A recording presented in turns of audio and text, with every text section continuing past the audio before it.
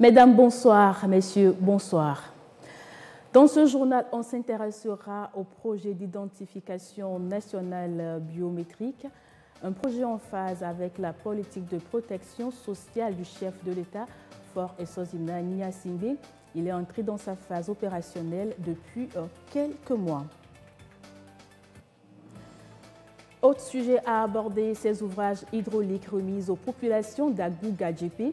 C'est pour leur permettre d'avoir de l'eau potable en permanence. Et c'est le ministre d'État, ministre de l'eau et de l'hydraulique villageoise, le général Yark Damram, qui a officiellement mis ces ouvrages à la disposition des bénéficiaires. Et puis l'Université de Lomé a honoré plusieurs de ses agents et acteurs. C'est la première édition de cette soirée dénommée la Nuit de l'excellence.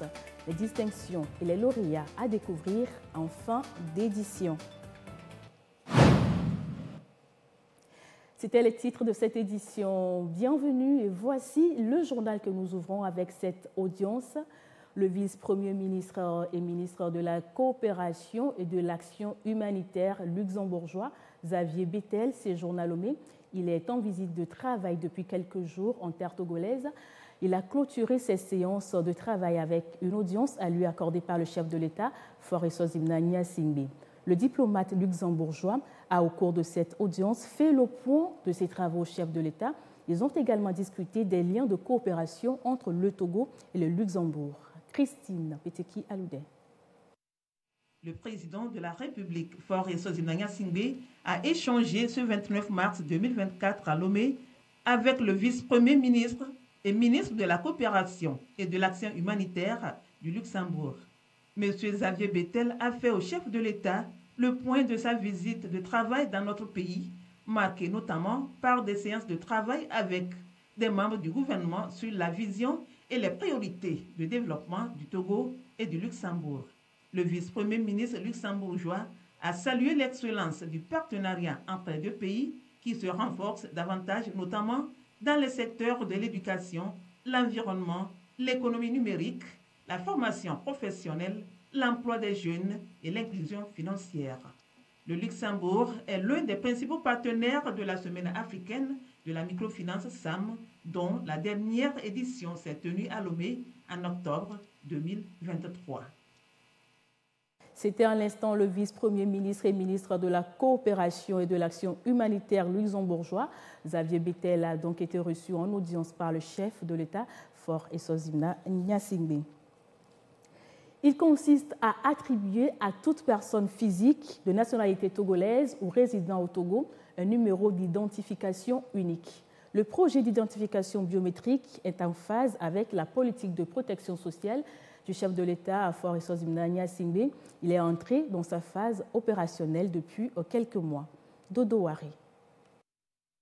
Parmi les premières cibles de l'identification biométrique au Togo, des étudiants. Ça a été rapide, je dirais maximum 15 minutes comme ça. Oui, c'était déjà prêt. Donc j'ai reçu mon accusé de réception. Un des projets phares de la feuille de route gouvernementale sur lequel le président de la République, Faure Essosimna Gnassingbé, mise pour une meilleure protection sociale des citoyens togolais. Le processus consiste à collecter les informations personnelles et biométriques de chaque citoyen, telles que les empreintes digitales, l'iris, le nom, le prénom, la photographie et à lui attribuer un numéro d'identification unique. C'est l'un des meilleurs moyens de lutte contre la fraude, la corruption et les usurpations d'identité, entre autres. Avec la dynamique actuelle de la digitalisation insufflée aux administrations publiques, le recours à la biométrie va davantage simplifier les démarches administratives, faciliter les interactions entre les citoyens et l'administration et renforcer l'accès aux services publics, notamment la délivrance des passeports, l'inscription à l'état civil, l'accès aux soins de santé et l'enregistrement des électeurs. D'ici à 2025, le Togo veut enrôler 100% de la population dans le système. L'opération va coûter 72 millions de dollars, en partie financée par la Banque mondiale via le projet régional qui prend en compte le Bénin, le Burkina Faso, le Sénégal, le Niger et la Côte d'Ivoire. Ce projet d'identification biométrique confirme encore la volonté et l'engagement du chef de l'État, Faure Essosimna Gnassingbé, à poursuivre la politique d'inclusion socio-économique et financière pour le développement du Togo. La stratégie Togo Digital suit ainsi son chemin et le pays maximise ses chances de réussir la transformation numérique. Le ministre d'État, ministre de l'Eau et de l'Hydraulique villageoise, le général Yak Damham, a remis des ouvrages hydrauliques aux populations d'Agou-Gadjépé. Ces ouvrages vont désormais fournir en permanence de l'eau potable aux populations. Il est question de réduire les difficultés que ces populations éprouvent en matière d'accès à l'eau potable. Sylvain Abdou. Un réseau de desserte en eau potable, désormais implanté ici à Kati, dans la préfecture d'Agou. L'eau est captée depuis la rivière Zio, puis drainée ici pour être convoyée dans cette station de traitement pour sa redistribution dans les réservoirs en vue d'alimenter la population. Après le traitement, c'est-à-dire après avoir utilisé les différents réactifs pour rendre l'eau potable, l'eau est acheminée vers les réservoirs. Donc il y a deux réservoirs. Il y a un réservoir, un grand qui est sur la montagne d'Agou, et le deuxième un peu avant la ville, le réservoir de Relais. À partir de ces réservoirs, l'eau est redistribuée dans les bonnes fontaines qui sont installées un peu partout en ville. Cette unité va produire 1700 m3 d'eau par jour. Elle alimente déjà 62 bonnes fontaines installées dans tous les coins de la préfecture d'Agou pour fournir en permanence de l'eau potable aux populations. Ces ouvrages sont remis aux bénéficiaires en vue de leur usage. La remise de cet ouvrage aujourd'hui est une fierté, une grande joie, un soulagement pour la population d'Agou et Gadjépé, en ce sens qu'il n'y aura plus de ces corvées, il n'y aura plus de ces moments d'attente pour avoir de l'eau. Et donc je profite alors de cette occasion pour dire un sincère merci au chef de l'État qui a su, n'est-ce pas, doter les communautés de ce pouvoir d'avoir accès à l'eau potable et le plus facilement possible. La construction de ces ouvrages s'inscrit dans le contexte du projet de renforcement et d'extension en eau potable, une politique du gouvernement togolais pour satisfaire les besoins des populations. Je voudrais ici exprimer ma sincère reconnaissance au chef de l'État, son Excellence M. Faure Essozi Nanya Singbe, pour son engagement indéfectible envers l'amélioration des conditions de vie de nos populations, particulièrement en matière de l'eau potable. Le projet de renforcement et d'extension des systèmes d'alimentation en eau potable dans la ville d'Agou-Gadjépé, réalisé en partenariat avec l'entreprise Rimon Group, est une illustration éloquente de la vision éclairée du chef de l'État. Nous sommes ici pour célébrer non seulement l'accès universel à l'eau potable, mais aussi pour saluer la concrétisation des objectifs ambitieux définis dans la feuille de route gouvernementale 2020-2025. Cette station va desservir plus de 57 000 habitants de la préfecture d'Agou et réduit significativement les risques liés aux corvées d'eau dans le milieu. C'est donc un grand pas amorcé par le chef de l'État pour permettre à au moins 80% de la population d'avoir accès à l'eau potable. Un nouveau projet vient de voir le jour. Il cadre avec l'engagement du chef de l'État, Faure Essozi Nanya Singbe, en faveur des populations en matière de santé. Il s'agit du projet ESPAND-PF. Il vise à améliorer l'accès aux services de planification familiale aux populations. Et c'est le ministre de la Santé et de l'Hygiène publique, professeur Moustapha Midjiyawa, qui a procédé au lancement de cette initiative. Nicole Attila, Sandra Azagbe. 24,5% de taux de prévalence des besoins non satisfaits en planification familiale dans les milieux urbains sont enregistrés au Togo.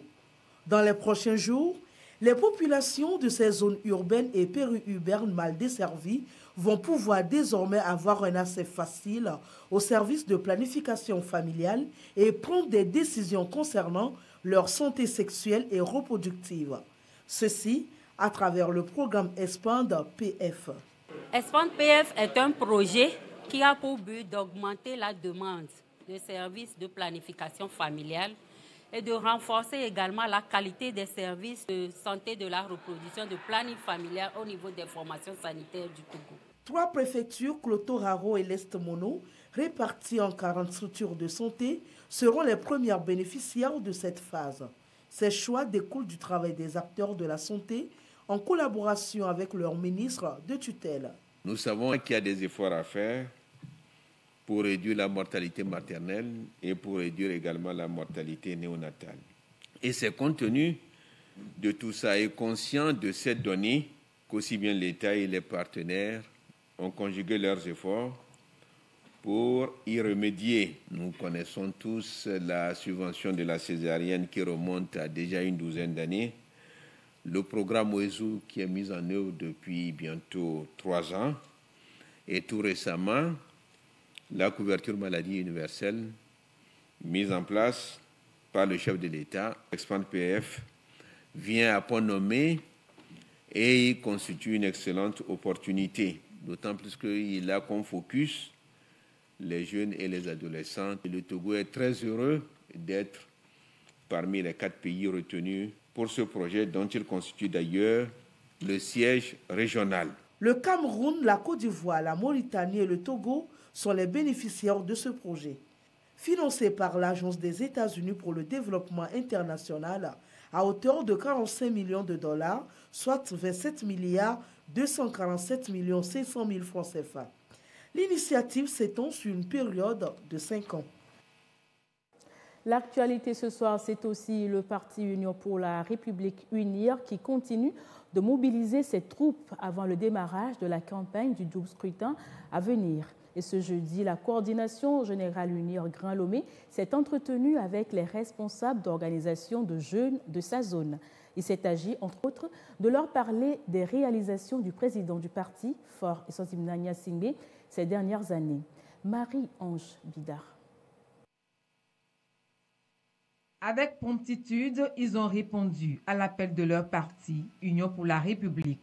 Ils sont les responsables des organisations de jeunes UNIR du Grand Lomé.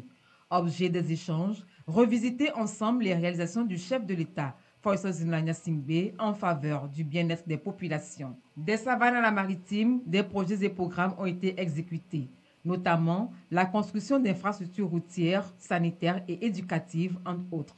Il était aussi question à cette rencontre de rappeler à ces jeunes les idéaux du parti. Les consignes sont simples et s'inscrivent dans la continuité des messages qui ont été passés lors du congrès de notre parti, la discipline, l'humilité, la disponibilité, pour que nous puissions, ensemble avec les candidats qui ont été positionnés, que ce soit aux élections législatives ou aux élections régionales dans le Grand Lomé, pour que nous puissions obtenir la victoire éclatante que nous souhaitons. L'initiatrice de la rencontre, c'est la coordination générale Unie Grand Lomé. Memounatou Ibrahima, vice-présidente Unie Grand Lomé, a appelé ses responsables d'organisation à relayer ces informations auprès de leurs membres et sympathisants. Notre champion a fait beaucoup de choses. Donc ce sont des éléments de langage que nous allons faire valoir pour amener beaucoup de sièges à notre parti. Et pour cela, nous savons compter sur vous. Nous savons compter sur chacun d'entre vous qui doit se considérer comme un candidat à part entière pour ces élections-là. Nous savons qu'il y a un jeu et que nous devons nous lever tôt, nous devons nous mettre ensemble, nous serrer les coudes pour gagner et gagner de façon éclatante. Le parti Unir Grand Lomé contribue ainsi à inculquer les valeurs citoyennes à la jeunesse, afin qu'elle soit un modèle de discipline, gage de paix au Togo. Le parti politique Union pour la République UNIR a également officialisé ses candidats pour le 12 scrutin du 20 avril prochain. C'était ce vendredi à Gapé-Kouti dans le Zio. L'heure était aussi à la sensibilisation des militants sur les enjeux de ce double scrutin. Carmen Madé Akapo. Le parti UNIR investit ses candidats de la préfecture de Zio pour le compte des régionales et législatives du 20 avril prochain. C'est sous la coordination du militant Kodjo Adedje, vice-président en charge de la région maritime, tête de liste du parti et en présence de plusieurs personnalités ainsi que des milliers de militants et sympathisants du grand parti UNIR venus des 4 communes de la préfecture de Zio. Au total, 19 candidats sont positionnés pour ce double scrutin. Ils reçoivent les bénédictions des chefs traditionnels et de toute la population avant l'ouverture de la campagne électorale. Nous sommes venus nous présenter aux différents chefs cantons, les ambassadeurs du parti uni aux prochaines échéances électorales, les législatives et puis les régionales, pour avoir leur bénédiction. Le Nano Léo Ona. Et nous venons d'avoir cette autorisation de la part. Pourquoi sommes-nous à Gapé Kodi? C'est ici le trône du président du Conseil des chefs traditionnels de Zio. Selon le militant Kodjo Adedje, les enjeux de ce double scrutin sont considérables. Il a souligné l'importance de la paix dans le processus électoral et a insisté sur la diversité et l'inclusivité des listes du parti, reflétant la volonté de rassembler les forces vives du pays pour un avenir harmonieux et prospère. Sans paix, il n'y a pas de développement. Or, ces élections devraient nous permettre d'approfondir notre développement, la mise en œuvre de la grande vision du chef de l'État, d'avoir un Togo en paix, une nation moderne avec une croissance économique qui ne laisse de côté aucun Togolais et qui soit également durable.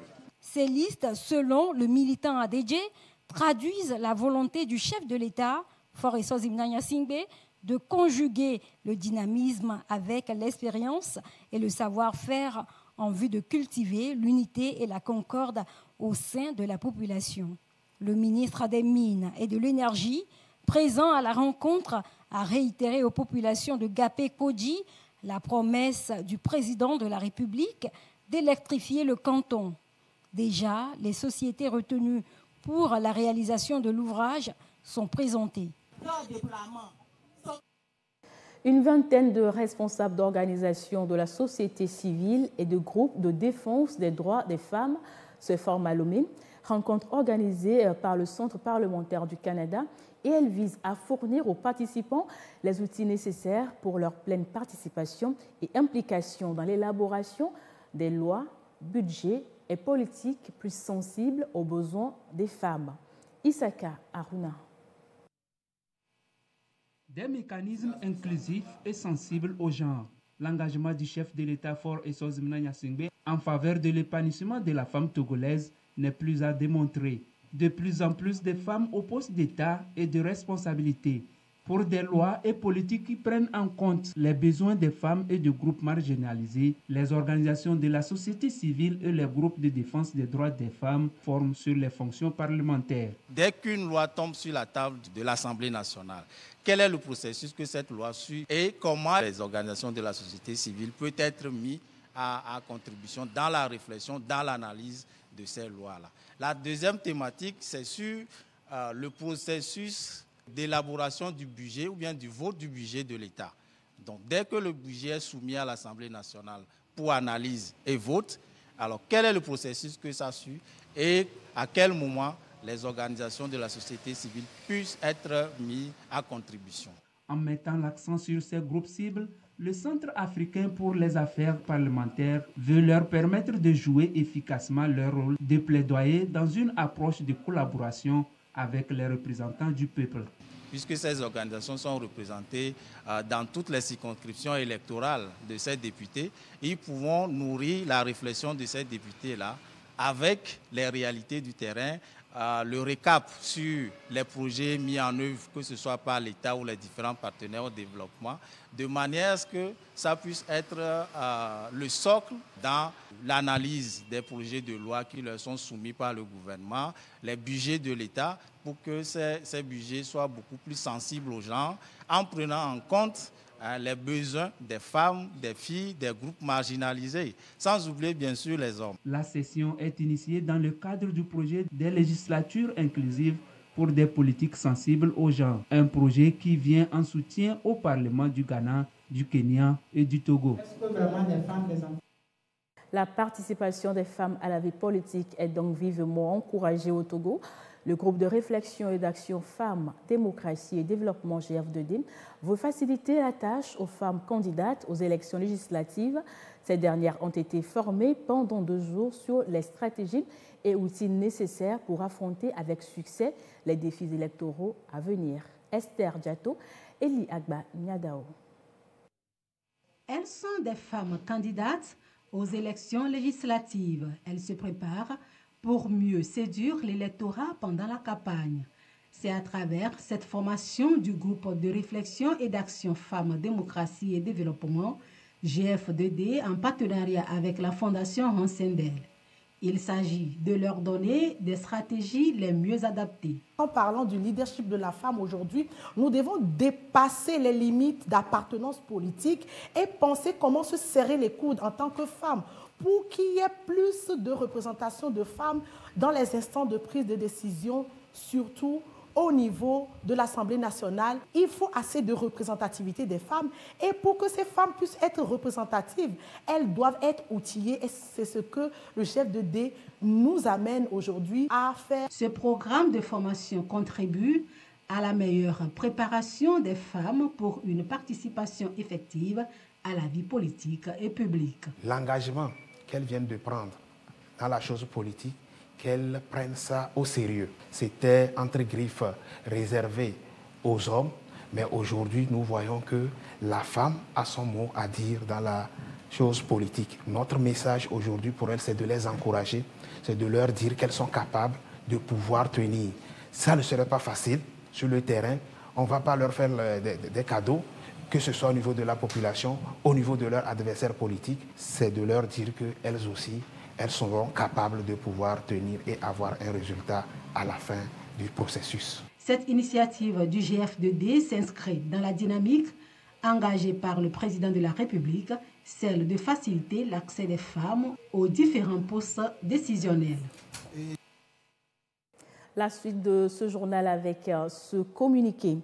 Le président de la Cour constitutionnelle porte à la connaissance des invités et participants au séminaire sur le contentieux électoral que pour un cas de force majeure, le dit séminaire initialement prévu les mardis 2 et mercredi 3 avril 2024 à l'hôtel Sarakawa est reporté au mercredi 3 et jeudi 4 avril 2024 au même lieu. Il vous présente toutes ses excuses et vous remercie pour votre compréhension. Signé Kwame Amados Doko, président par intérim de la Cour constitutionnelle du Togo. Dans l'actualité également, le projet renforcement de la résilience et l'engagement des communautés pour prévenir et combattre l'extrémisme violent. Au titre de ce projet, le Programme des Nations Unies pour le développement PNUD a organisé à Kara une rencontre. Elle a permis de valider l'étude sur les chaînes de valeur. Nestor Mouzou nous en parle.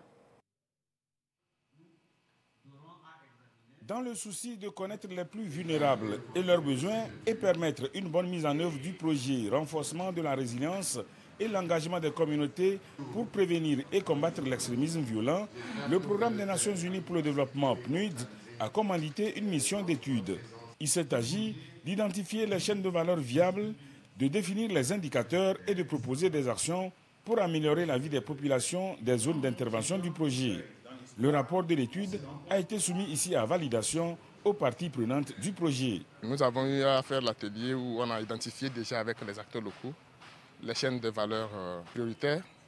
Et donc sur ces chaînes de valeur, nous devons essayer d'analyser les caractéristiques et la viabilité de ces chaînes de valeur afin de proposer des actions à mener pour pouvoir renforcer la résilience socio-économique des populations qui sont victimes de conflits ou bien du fléau de l'insécurité, et aussi de renforcer le niveau économique des jeunes qui sont souvent impliqués dans les actes de terrorisme. Sur l'ensemble de ces chaînes de valeur, nous avons eu à identifier aussi les lacunes et les opportunités sur lesquelles nous pouvons nous appuyer pour dresser un programme d'intervention qui puisse effectivement renforcer le niveau de résilience socio-économique des populations frontalières. Les régions Savane, Kara et une partie de la région centrale sont les zones de mise en œuvre du projet. Ce projet couvre la période 2023-2025. En dehors du Togo, 3 autres pays de la sous-région sont aussi bénéficiaires du projet. Il s'agit du Bénin, du Ghana et de la Côte d'Ivoire. 9 articles de la loi de finances exercice 2024 ont été retouchés. C'est pour alléger les taxes à la population. Et des mesures ont également été prises pour protéger la santé du contribuable. Les avantages contenus dans cette nouvelle loi de finances avec Nicole Attila et Sandra Aziagbe. Désormais, les immeubles habités par les propriétaires, leurs conjoints, ascendants ou descendants directs sont exonérés de la taxe de l'habitation. Des innovations phares apportées à la loi de finances exercice 2024 en vue de soulager les contribuables. Bien d'autres mesures contenues dans cette loi de finances exercice 2024 améliorent le climat des affaires au Togo. On peut citer par exemple la reconduite des mesures conduisant à l'incitation pour le renouvellement du parc automobile afin d'inciter le secteur privé à acquérir des véhicules à moindre coût. Et également, on peut citer des mesures à caractère de protection environnementale et des mesures tendant à la protection de la santé des citoyens. C'est pourquoi vous verrez par exemple que les droits d'assises sur les produits alcoolisés, les droits d'assises sur les bouillons alimentaires qui nuisent à la santé des populations et les droits d'assises sur les sachets plastiques ont été augmentés cette année. Il y a également des mesures qui ont été adoptées pour améliorer le quotidien du contribuable dans ses relations avec l'administration fiscale. C'est le cas par exemple de l'aménagement du recours hiérarchique dont le contribuable désormais peut bénéficier et qui peut actionner lorsqu'il est dans le cadre d'une procédure de vérification, par exemple. Les avantages qu'offre cette loi de finances votée par l'Assemblée nationale vont être vulgarisés et mieux expliqués aux acteurs concernés en vue de son appropriation. Le chômage des jeunes, parlons-en, il demeure une véritable préoccupation pour le gouvernement togolais et à ses côtés plusieurs organismes et institutions. Ils œuvrent au renforcement de l'employabilité des jeunes. Et c'est le cas du cabinet Holistic Consulting for Local Governance. Cette structure a échangé ce vendredi avec des jeunes diplômés et des étudiants. Le point sur leurs échanges avec Edwige Atakwabasabi et Clarissa Atikle. Une centaine de jeunes étudiants et diplômés à l'école des bonnes pratiques pour renforcer leurs compétences dans la recherche du travail. À cette conférence débat, ils ont été outillés sur la problématique de l'employabilité des jeunes diplômés au Togo. Également, les dispositions à prendre pour être compétitifs sur le marché de l'emploi leur ont été données. J'ai appris d'énormes choses à travers cette conférence, comme comment gérer le stress au travail et en plus comment se comporter envers son employeur ou son entrepreneur en question.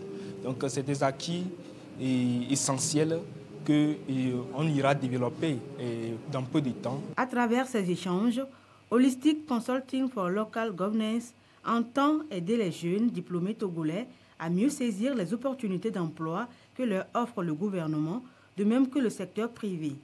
Les participants peuvent désormais s'inspirer de Kofi, un jeune Togolais aujourd'hui patron de sa propre entreprise, avec pour domaine d'action l'orientation scolaire et professionnelle. Aujourd'hui, les gens attendent que le pain leur tombe du ciel. Ce n'est pas comme ça. Il faut se lever, se battre, voire arracher ce dont on a besoin. Il faut mettre l'accent sur un certain nombre d'informations pour que nos jeunes diplômés soient en mesure d'être capables d'assumer les fonctions pour lesquelles on les recrute. Au Togo, le gouvernement poursuit sa politique de promotion de l'emploi des jeunes à travers plusieurs mécanismes. Le FAIEJ, le PAIEJ-SP, l'ANPE, le FNFI, autant d'initiatives qui permettent de sortir chaque année des milliers de jeunes diplômés du sous-emploi et du chômage. Une délégation du ministère de l'Environnement et des Ressources forestières est en tournée dans les régions. Elle échange avec des chefs cantons. La rencontre est relative à la prochaine campagne nationale de reboisement. Il est question, vous le verrez, d'œuvrer pour la bonne réussite de cette campagne. Nestor Mouzou. Atteindre un taux de couverture forestière de 25% du pays en 2025 et planter 1 milliard d'arbres d'ici à 2030. C'est la mission que le gouvernement togolais s'est fixée. Pour y parvenir, il a adopté une stratégie nationale de reboisement. Dans la mise en œuvre de cette stratégie, le ministère de l'Environnement et des Ressources forestières s'est engagé à associer la chefferie traditionnelle dans l'organisation des campagnes nationales de reboisement. C'est dans cette optique et en prélude au démarrage de la campagne de reboisement de cette année que le ministère a envisagé l'organisation des rencontres régionales avec les chefs de canton et les secrétaires cantonaux sur leur contribution effective au déroulement de cette campagne. C'est l'étape de la région de la Kara après celle des Savanes. Les chefs cantons constituent un maillon très important dans cette question de reboisement parce que c'est eux qui sont les plus proches des communautés et c'est eux qui communiquent au quotidien avec ces communautés. Donc si nous impliquons les chefs de canton, nous impliquons leurs secrétaires, ils peuvent aider le gouvernement à mobiliser tout d'abord les terres pour le reboisement. Ils vont nous aider à mobiliser également la population pour garantir leur adhésion à la politique de chef de l'État en matière de reboisement. C'est seulement à travers cette forte mobilisation que nous pourrions atteindre l'objectif de reboisement d'1 milliard de plans à l'horizon 2030. Au cours de cette rencontre, un bilan des 3 dernières campagnes de reboisement a été présenté. De 3 303 000 plants mis en terre sur une superficie de 4 500 hectares et 405 km linéaires en 2021, on est passé à 5 207 250 plants sur une superficie de 8 256 hectares et 1166 km linéaires pour la campagne de reboisement de 2022. En 2023, il a été reboisé 7 089 315 plants sur une superficie de 10 376 hectares et 1615 km linéaires. Des résultats encourageants certes, mais encore loin de la cible annuelle de reboisement de 100 millions de plants nécessaires pour répondre à l'ambition nationale de mise en terre d'1 milliard de plants à l'horizon 2030. L'excellence célébrée à l'université de Lomé, la nuit de l'excellence, la première édition, c'était ce 27 mars. Plusieurs agents et acteurs du monde universitaire ont été pour l'occasion honorés. Des distinctions leur ont été décernées pour leur dévouement et engagement au sein de cette institution. Kossi Ali Isaka Aruna. Lumière, couleur et gaieté pour une soirée qui célèbre l'excellence. L'initiative est de la présidence de l'université de Lomé qui récompense certains acteurs qui se démarquent au quotidien par leur travail au sein de sa communauté. Parmi ces acteurs remarquables, Mani Azoué, aujourd'hui superviseur de la police universitaire. Cette progression lui vaut une distinction au cours de cette soirée. J'ai jamais rêvé de crocher un prix comme celui-ci. Ce n'est pas un prix pour moi, c'est un prix pour tous les agents de sécurité de l'université de Lomé. Étudiants, enseignants, personnel administratif, technique et de service, ils sont au total 55 lauréats à être honorés. Si je prends la catégorie du personnel administratif, technique et de service, le comité a eu à sélectionner un agent. Pour la catégorie des étudiants, nous avons primé ceux qui ont commencé et ont fini la licence en 3 ans. Et nous avons également le sous-groupe des étudiants qui permettent de faire rayonner l'université au-delà de nos murs. Parmi le personnel enseignant et de recherche, le comité de sélection a identifié des personnes qui, par leur dévouement exceptionnel, participent au rayonnement de l'université. L'excellence, c'est une quête incessante de la perfection. Le président de l'université de Lomé a rappelé aux récipiendaires la nécessité de la culture quotidienne de cette valeur afin de permettre à l'institution d'accomplir sa mission et d'atteindre les performances attendues. En conjuguant l'excellence formelle avec l'excellence substantielle, nous pouvons atteindre ensemble les objectifs que l'État a bien voulu nous confier, c'est-à-dire la mission de service public universitaire. La nuit de l'excellence à l'université de Lomé, c'est la toute première édition. Elle sera désormais un événement annuel qui va encourager le travail bien fait au sein de la communauté universitaire. Vous suivrez ce soir à partir de 21h sur la télévision togolaise une émission spéciale sur la révision de la Constitution. Intervenant, professeur Dossé David, porte-parole du Front citoyen Togo Debout, professeur Runake Kossivi, enseignant à l'université de Lomé, professeur Adama Koda, président de l'université de Lomé, Kagbara Innocent, député à l'Assemblée nationale, Maître Chalim Chichao, député à l'Assemblée nationale, Pascal Bodjona, conseiller politique du président de la République, Komlandodi Kokoroko, ministre des enseignements primaires et secondaires, Christian Eninam Trimois, ministre secrétaire général du gouvernement, et de Foli Bazi Katari, ministre de l'Environnement et des Ressources forestières. Les leaders de l'opposition, tels que Jean-Pierre Fabre, Professeur Woulou, Dodi Apevon et d'autres leaders de l'opposition n'ont pas répondu à l'invitation. Émission à suivre donc tout à l'heure à partir de 21h sur votre chaîne, la télévision togolaise. Et ainsi s'achève ce journal. Merci à vous de l'avoir suivi. À bientôt.